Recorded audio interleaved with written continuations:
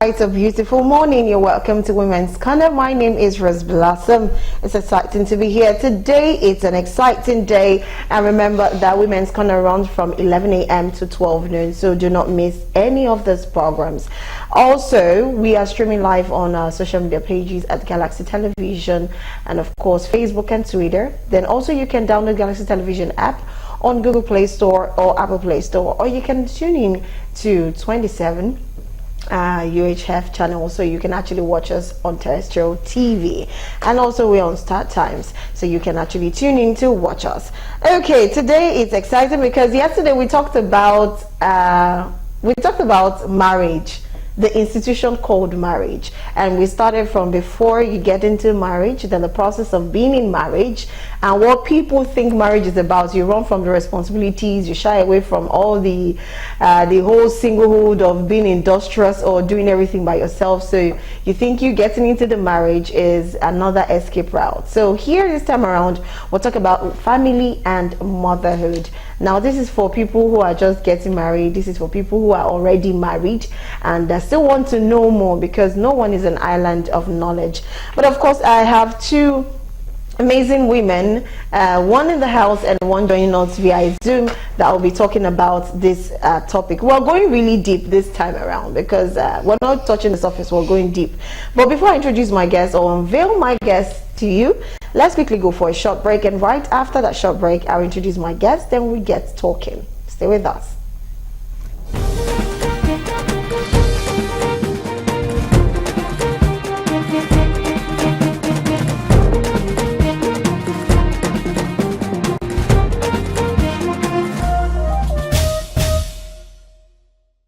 All right, welcome back. Yes, I'm going to introduce my in-house guest first. Her name is Fidelia Emmanuel. She's an educationist, she's a girl child advocate, and she is the founder of Champions Academy. She's a women's advocate, and also she is a speaker. It's good to have you on the show. Good morning. Thanks for having me. Good morning. You look sharp, you look sporty, you look sharp and sporty at the same time. Thank you. Thank you so much for finding time to come today. Okay, all right, we have our Zoom guest. Let me introduce our Zoom guest so she can join us immediately. Her name is Michelle Toby Adesonya. She is a speaker, she's an entrepreneur, she's an author, she's a creative director of Alenex Creation, and she is an empowerment advocate. Good morning, Michelle. Can we have Michelle? Good morning. Good to be here. All right, good morning. How are you doing this morning, Michelle? I'm doing fine, and you? All right, thank you very much. Okay, so I'm just going to first ask Michelle a question. You know, I know it's not easy. We all have our differences, our own different experiences when it comes to, you know, you're just single, you take care of yourself, you don't have time for any other persons. And now that you're married, you have to embrace motherhood. I just want to ask, what significant change did motherhood do to you, and how did you embrace this change? Or how do I put it, how do you embrace the change that came with motherhood, and what are the changes that you noticed that happened to you that made you embrace motherhood? This is just for people to understand that there are different experiences. Some people may, I don't know, they find it very easy and sweet. Some people be like, oh, I should have just remained single, probably because they didn't know the right way to go about it. But I just want to share from your own experience, how was it for you embracing motherhood, and how did you embrace the change? Michelle. Okay, thank you so much for that question. Can you hear me? Yes, I can. Okay, yeah, thank you for that question. So first of all, I'll start by saying that I am not yet a mother, but I would say that I became a mother by the virtue of the fact that I'm the first child, and you know, my mom passed, so I became like the mother of my siblings. And I would say one thing in general, whether as a woman you have your children biologically or you have responsibilities with you, motherhood changes you in so many ways that you cannot even explain. Because first of all, you're no longer thinking about yourself, You're no longer thinking about your own personal needs and the things that you want for yourself. You're thinking on behalf of other people, and you start to make sacrifices. You start to consider others in the decisions that you make. It's no longer about you anymore. It's not about your needs, your wants, and the things that you want for yourself.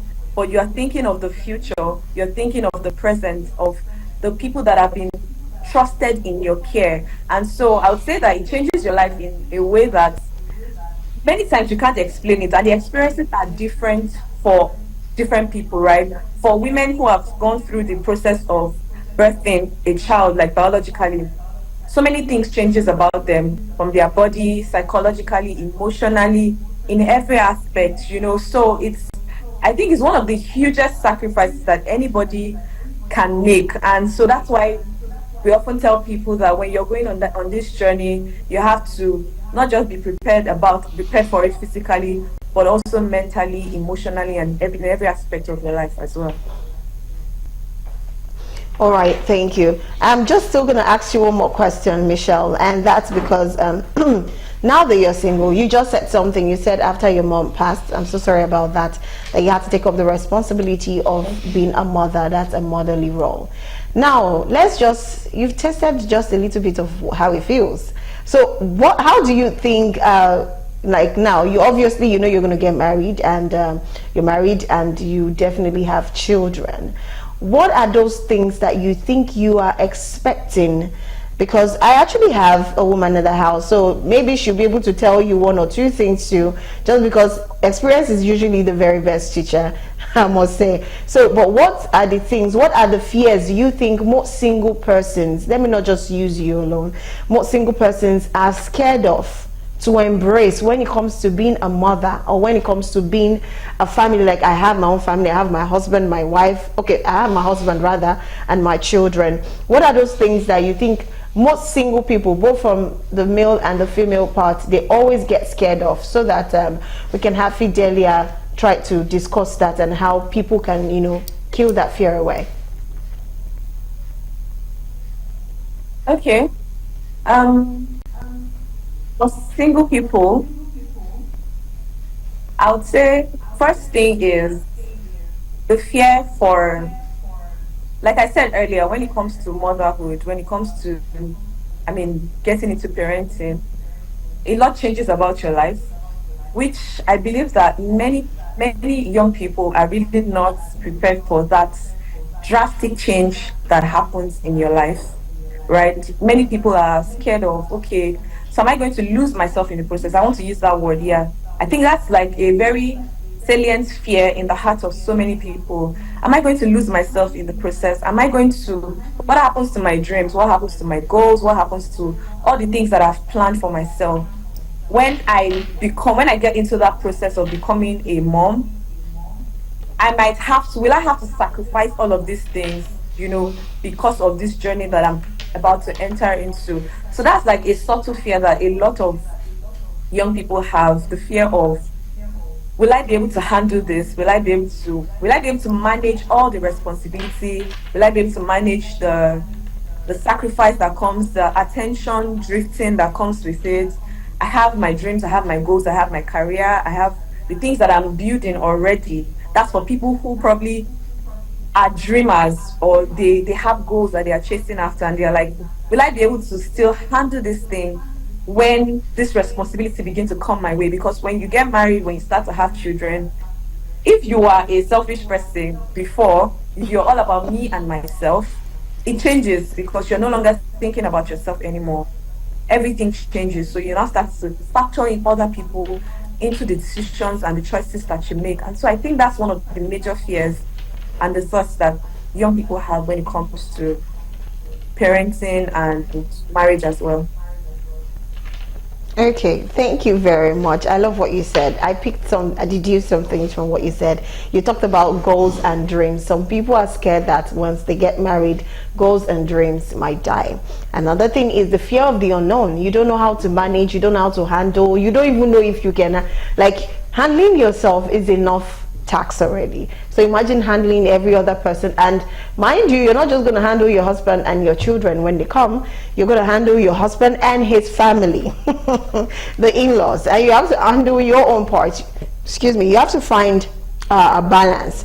Yes. And also, you said something very vital. You said one cannot be selfish and be thinking of having a family or being a mother, which is very, very key. So I'm just going to ask Michelle now, before you share your experience from when you're single and you're all alone and having your fun to when you got married. I know that's okay. Like last guest that came yesterday, I was seeing her off and she was like, oh no, go to your office, your heels.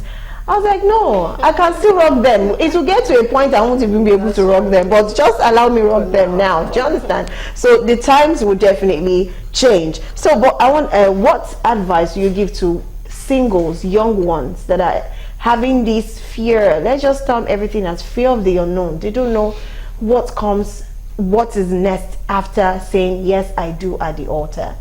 What do you think they should do at that point when they have these fears?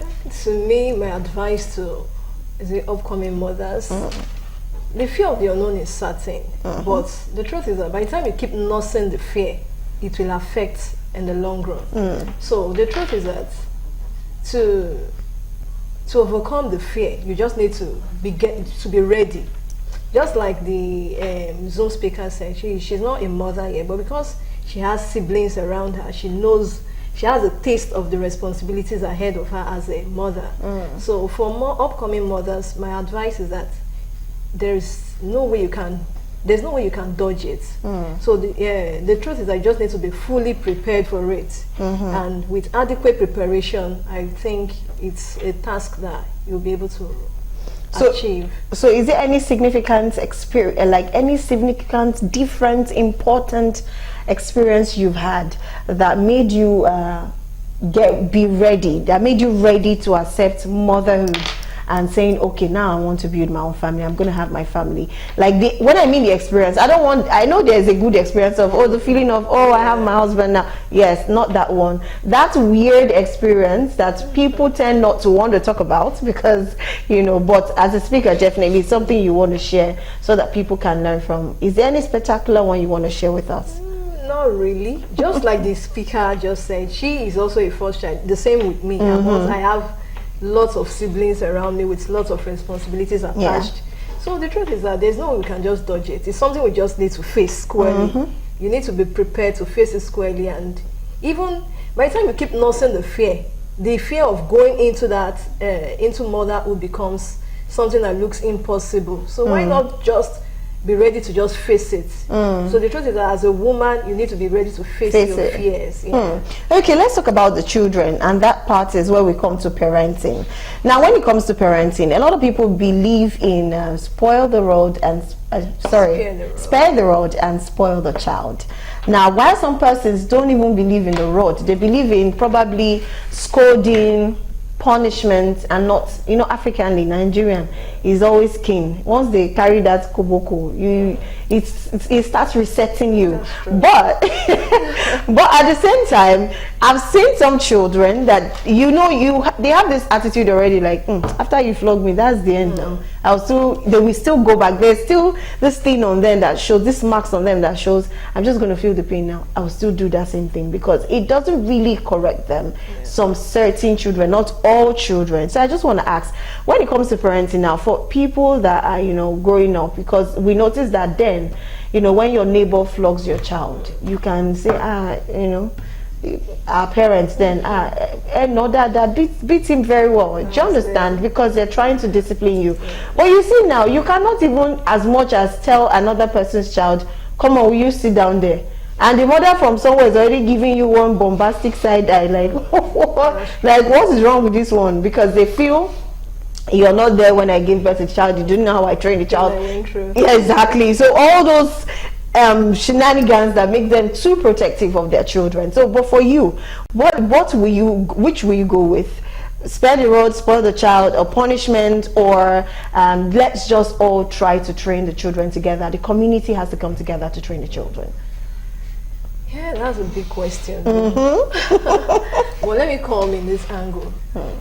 Looking at it from the 21st century parents, most of us tend to leave the upbringing of the child to probably the nannies, the teachers, social medias, and the likes.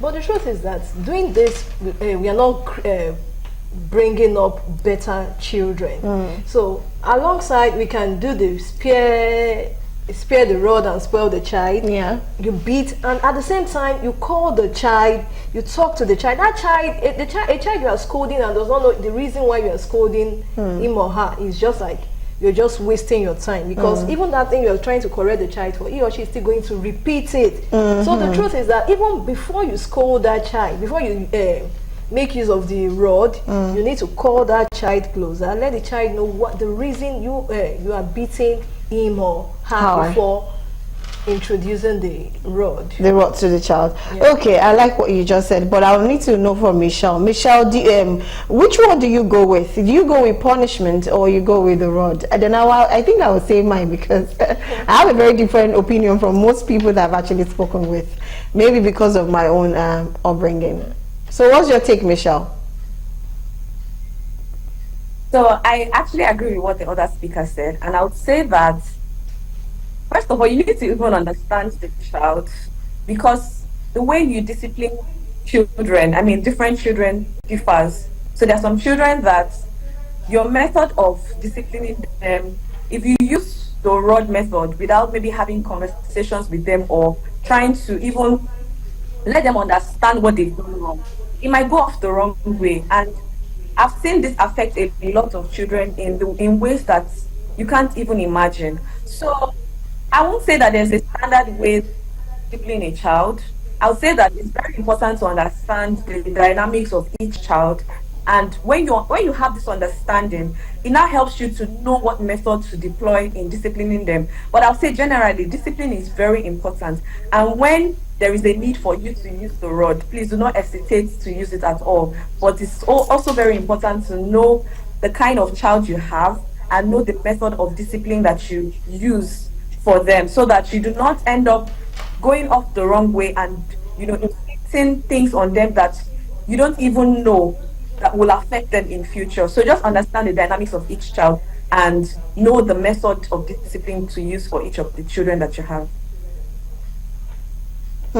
Thank you very much. Yes, know each child, and in fact, I don't want, let me not go there, but most of the times my own upbringing was basically more of punishment. There's this particular store in our house. Of course, that store is where you know your mom, or the wedding gifts that she has not used, some coolers, some plates, breakable plates is inside that store. So once you mess up, they don't need to hit you. You just know you're going into that store straight, and there is no, they particularly had to remove the bulb there, so you are not seeing. So if there's rats in the house, if there's roaches, if there's ants, if there's spider, you'll be so scared. So that is why I think I have not really fear. I think I don't just like all these spiders and cockroaches and all of that, or rats or something. So for me, I always believe in punishment.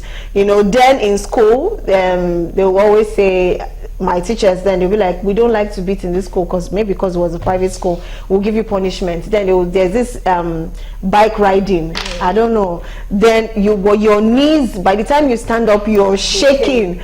When you think about that punishment, you will not even want to offend or go that route again, which is something I think a lot of people should consider, because I feel that when it's good, you can beat your child if you want, but I think I get scared when I see marks. That is why you're seeing some children, you see they take to some person's house, and you're supposed to train that child while the child takes care of your home or something, or helps assist with the house.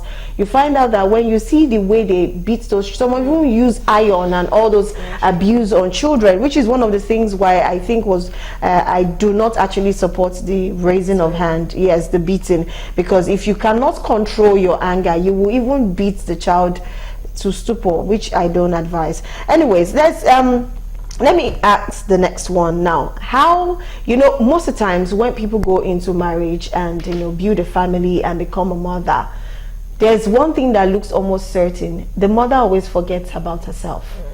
The child wants to eat, the husband needs to eat, you need to clean the house and all of that. Now that's the part where self-love, self-care has to come in. So I just want to ask, how do you manage? Because obviously you're looking sparkling. I told you you're looking sharp and sporty already. And you're running a school. You have a lot of things you're doing. So how do you manage to maintain, keep your career balanced, at the same time keep the family and house balanced, and still self-care, self-love, you're looking sparkling? How do you manage to do that so that people can actually learn to infuse one or two of your ideas into their daily routine? All right, I think the first thing is you need to, as a woman, you need to know how to set your priorities right. Setting your priorities right, your time management, you need to be in control of your time. Time management, yes. You set your priorities right, know what to do at every point in time. And the truth is that you cannot achieve everything. At a time. There was a time I used to do, I used to think I can achieve all at a time, and it really, I think it affected my health in one way or the other. So I had to just do things as my strength can carry at that point in time. So try to set your priorities right and be in control of your time. I think that will help. That helps a lot. Okay, thank you very much. Time management is what I could get deduced from what she said. If you can manage your time, not when to do some things and when to leave some for tomorrow, you can't do everything at once. First, you're coming back from work. Even if you're not working, you're at home. You have to take some time to rest. I don't know, some people don't do spa and all of that, but you can have a cold bath, you can have a warm bath. Just rest, just stretch yourself and have some rest. It will help a lot. Even your skin will glow. In fact, it will sparkle. So I think it's one of the things women need to do. You see some women, you know, you can see there's so much stress, even from their fingers, even from their hands, their legs. You could see the stress and everything. And yes, I know the hustle is real, the economy is bad, but at the same time, no matter how much you work, if you're not alive to spend that money, and if you're not alive to take care of your family or your children, somebody else will probably take that spot and might not even do it as well or half as well as you want it to be. So it's better while you're trying to do other things, make sure you take care of yourself so that you live long enough to see those things you are doing come to fruition, and also you'll be able to reap what you have sown, the investment you've invested in your family and your children. Michelle, I want to ask you this one. I want to ask you, because based on the fact that mothers are something I think of joy, you know, when you hear the cry of a baby and all of that.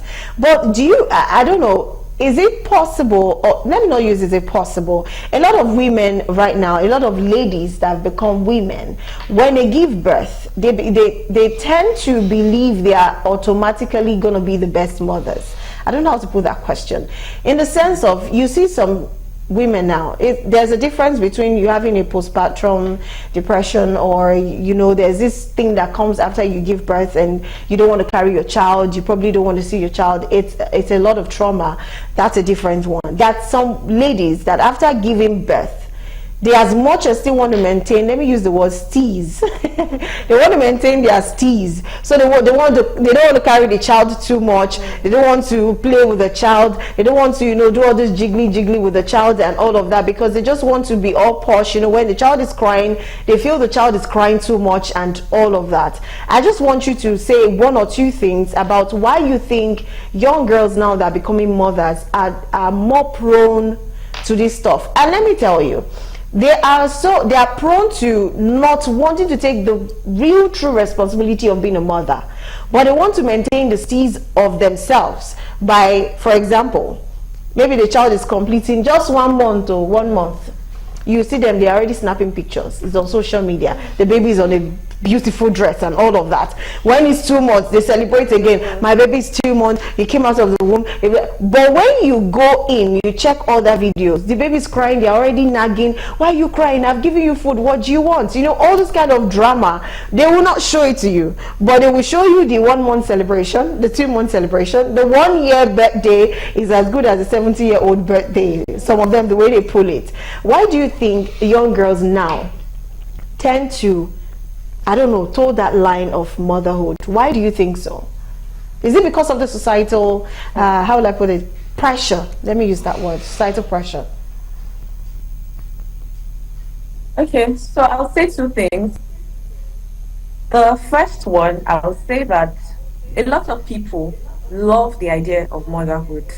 but are not willing to go through the process. It's the same way people love the idea of marriage, but are not willing to put in the work that is required, the work that is required in marriage. I was at an interview, I think some weeks ago, and somebody asked me this question, but in the lines of marriage, and I just, simply said that many people like the fantasy that is attached to this thing. For example, when you get pregnant, it looks cute to post the picture of your bum. If you go for a photo shoot, you post a nice picture of your bum. Everybody's saying congratulations. When you give birth to your baby, the idea of, especially when you give birth to a child, a female child, and then you want to twin with that child, like mini me.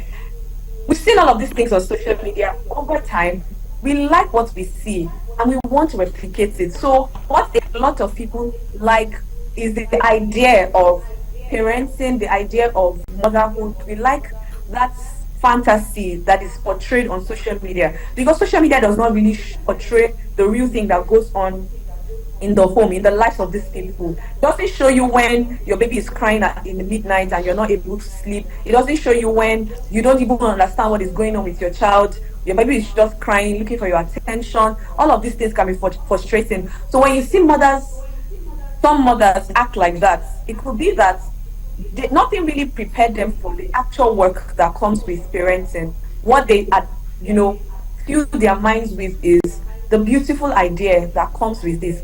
Another reason I can say is the reason people do these things is that many of us grew up seeing our mothers, let me use the word in quotes, suffer because of motherhood. We saw how they made sacrifices. We saw how motherhood took a toll on them. We saw how they lost themselves in the process. We saw how it affected them so badly. And the truth is that a lot of young girls in our generation now do not want to toe that path. Yes, we want to become mothers. We want to carry our own children. But we might not necessarily be mentally prepared for all of these things that we saw our mothers go through. So somewhere in our minds is a psychological thing. You love your child. You are grateful that you have this child. You're blessed to have this child.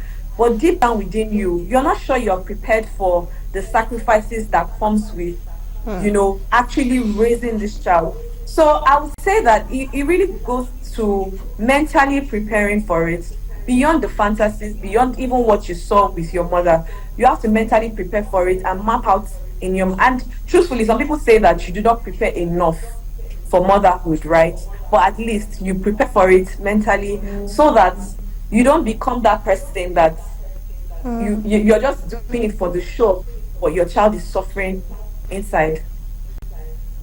Okay, thank you very much for that one. Because of our time, we'll let you go. But before you go, what is your final advice to women who are ladies? Let's go for ladies and young girls who are ready to create a family and to embrace motherhood. And let me just add their word: maintain the steez. What advice will you give to them? Okay, so I'll say that it's very important for you to prepare for this journey. Prepare, like, you cannot over prepare for something. You cannot over prepare. I believe so much in counseling. So if you have to go for professional counseling before you get married, please, it's very important that you go for it. Learn from people that have gone ahead of you, and prepare your mind. There's a way that preparation helps you to be able to accommodate the things that comes your way. The reason a lot of people lose steez or lose composure most times is because they are not prepared for it, and these things come with a very big hit that affects you, just turns your life around in different ways. So you have to prepare yourself. There has to be that agility, mental agility, emotional agility, spiritual, all of these things combined to prepare you for the journey that you're going ahead of. This is not a journey that you go for casually, so make sure that you're preparing yourself for it. Thank you very, very much. Thank you so much, Michelle. Michelle was just hitting the nail on the head all through. Before we let you go, Michelle Toby Adesonya is a speaker, an entrepreneur. She's an author, a creative director of Alena's Creation. She's an empowerment advocate. Thank you so much, Michelle, for joining us on the program today. Thank you. Thank you for Thank having you. me. So I will have you go. The normal ritual is for you to wave us a goodbye, so we can let you go. Thank you so much. See you next time, hopefully. Bye. Bye. Okay, all right.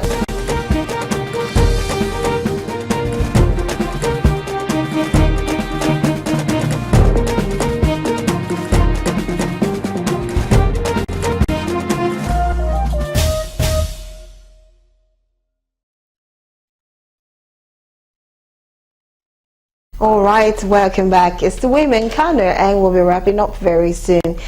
Before we go, there's another aspect of family and motherhood that we should, I would not skip, and that's the in-law part.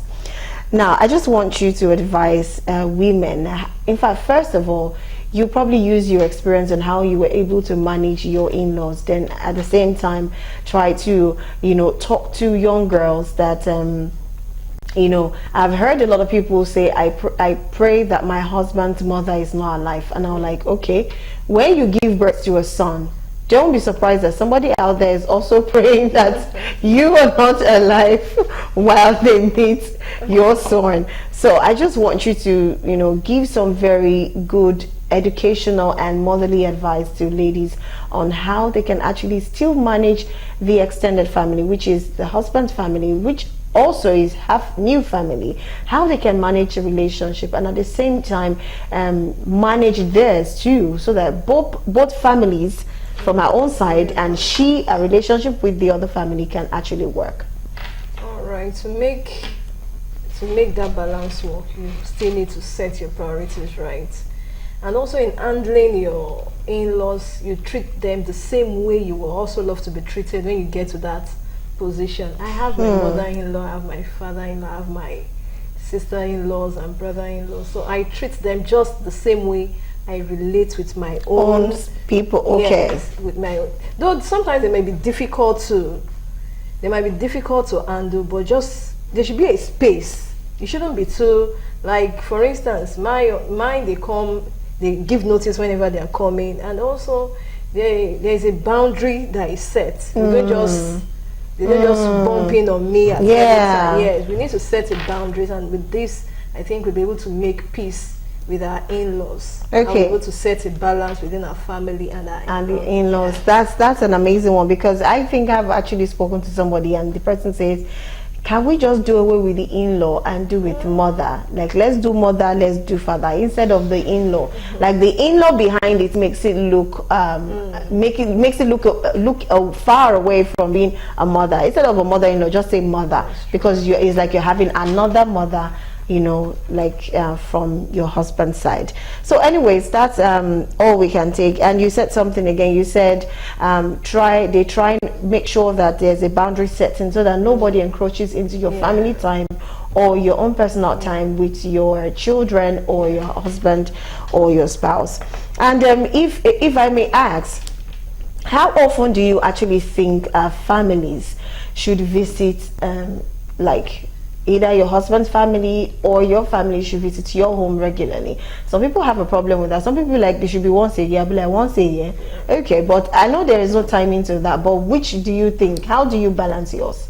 To me, there's no particular timing, but I should be pre-informed. That's just the only thing. I should be told, so time we are coming around. So that's just it. There's no specific time. Yeah. Okay, there are some persons that will say, honey, it's December, we can only accept, or only is this one. Okay, anyways, she said there is no timing. So far you take them as your family, you can't stop your family from seeing you. So I think you should also do likewise with your husband's family.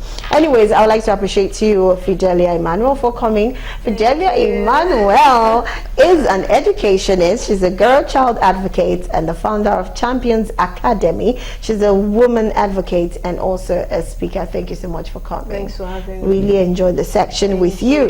I'm just going to read out some things that I want women not to forget. Make sure that you embrace the fear of the unknown, because the fear of the unknown is actually what pushes you forward. If you have no fear, I don't think you want to do anything for yourself. You just get too comfortable. And of course, you can be selfish and think of having a family.